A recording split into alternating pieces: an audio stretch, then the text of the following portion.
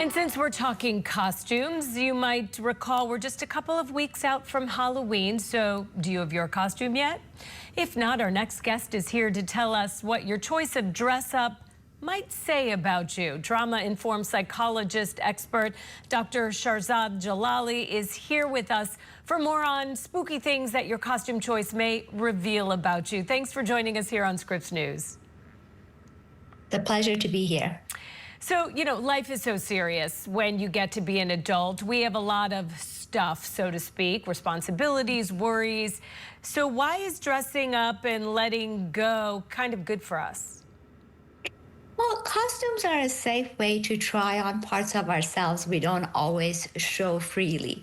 In psychology, we call this symbolic self-expression, playing with identity without actual real-world consequences. You are not pretending to be someone else, but you're exploring a true part of yourself.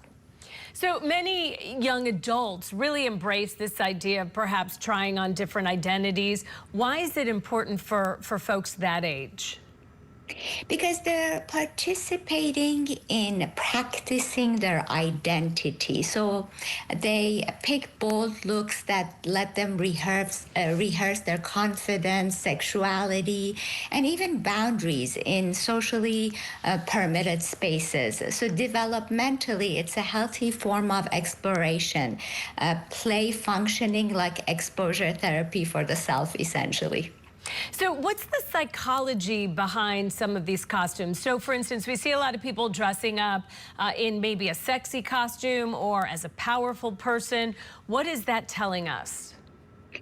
Yes, each of these themes carry an emotional assignment, essentially. For example, sexy often reflects agency and healing from shame.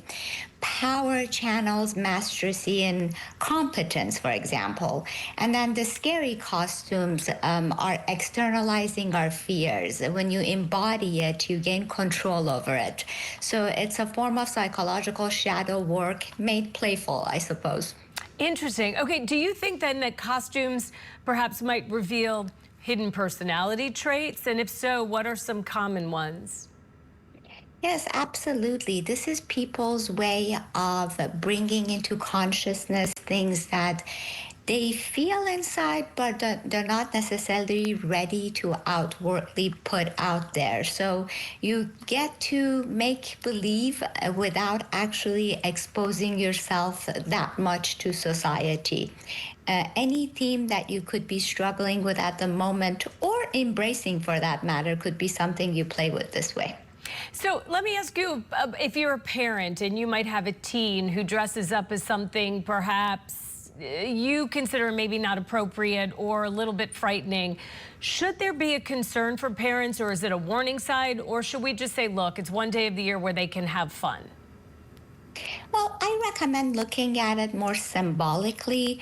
Of course, one day is not a representation of what's going on with that person. So if you're seeing other cues that are concerning, for sure you want to pay attention to that, but not on Halloween in a playful manner, I suppose. So, and you know, as we get older, we grow older, we tend not to get dressed up as much anymore. I mean, unless maybe you're going to a party, and in my situation, if your spouse makes you. So why is there a shift? Are we just too tired? Do we lose creativity? I mean, what's happening as we age?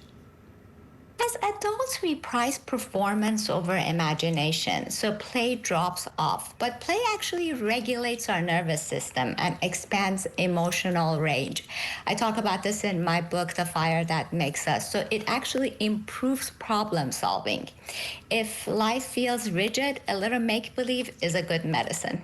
So do you think that also perhaps what adults are showing or dressing up as might sort of reveal some of our hidden desires? Or maybe, you know, say you wanted to be a big star, you dress up like a star, something like that. Should, as a spouse, a partner, be aware of this and maybe think, you know, there's something there? Is it telling them something about this adult in their lives?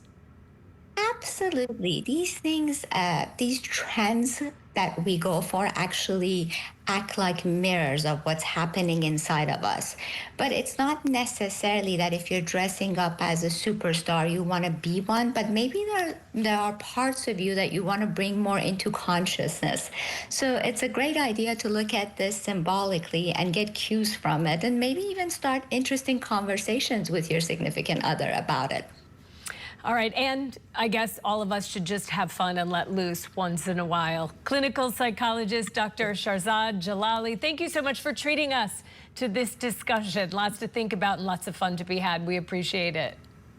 My pleasure.